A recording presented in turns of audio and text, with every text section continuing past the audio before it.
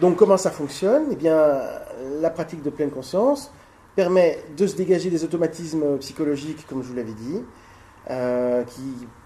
qui amplifient, dans certains cas, la détresse psychologique. Elle permet d'apprendre à observer avec attention, curiosité et bienveillance les sensations, les émotions, les pensées et les tendances à l'action. Souvent, on se rend compte qu'on va faire des choses de manière très automatique sans même les avoir réfléchies. Et à les accepter telles quelles plutôt que d'y réagir par des automatismes.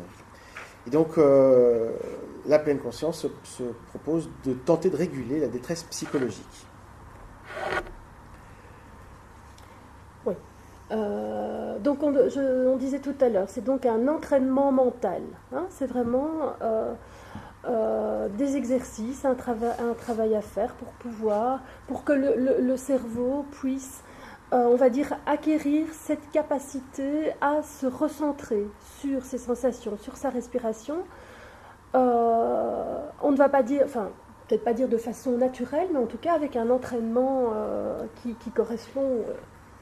Finalement, si on rapproche la pleine conscience au sport, tout le monde comprendra que si je veux me lancer demain, alors que j'ai plus fait de sport depuis des années, dans un 10 km, ça n'ira pas.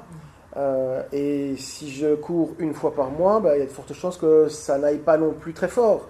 Donc si je veux réussir pour la fin de l'année à courir 10 km, il va falloir que je me mette à un entraînement régulier et d'une certaine intensité.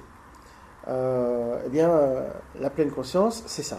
C'est aussi un entraînement régulier et d'une certaine intensité.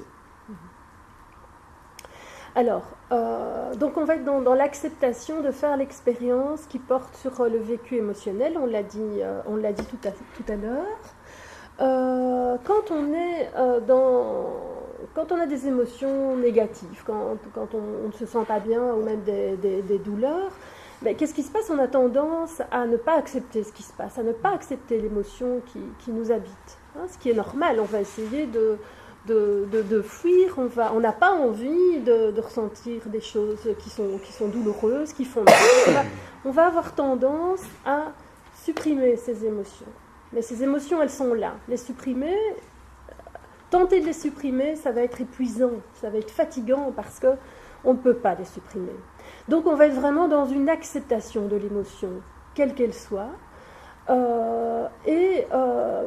donc plutôt que de tenter de la repousser, être dans l'échec qui va amener à nouveau des émotions négatives également, parce que là on va se retrouver dans une façon, dans des pensées qui vont à nouveau être négatives en se disant ouais je suis nul, ça va pas, ça n'ira jamais, on peut être reparti comme ça dans des ruminations ou dans des jugements par rapport à soi-même.